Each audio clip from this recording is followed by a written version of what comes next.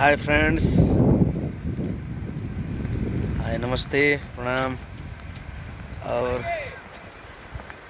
अभी हम लोग शूट कर रहे हैं नैनीताल में। और देखिए झील पे आ चुके हैं। ये ब्रिज जो है आप लोग देखते होंगे कभी कभी। बहुत ही अच्छा लग रहा है और क्या मौसम है, यहाँ का नज़ारा, मज़ा आ गया। ये देखिए यही झील है।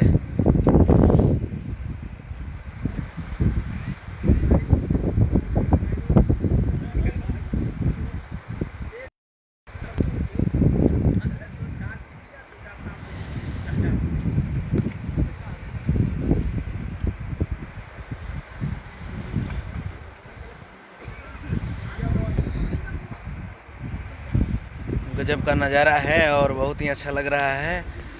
और आज एक गाना भी रिलीज हुआ है मेरा, वो आप लोग ज़रूर सुने। लिंक ऊपर में मैं डाल दूंगा और शेयर करें। और नैनीताल हसीन वादियों का आनंद लिया जा रहा है। ये आप सबका प्यार और दुलार है जो कि आज मुझे ऐसे जगह पे काम करने का और सब मौका मिल रहा है। क्या सर, क्या हो रहा है? किसका? बैठ सर, क्या बात कर रहे हैं?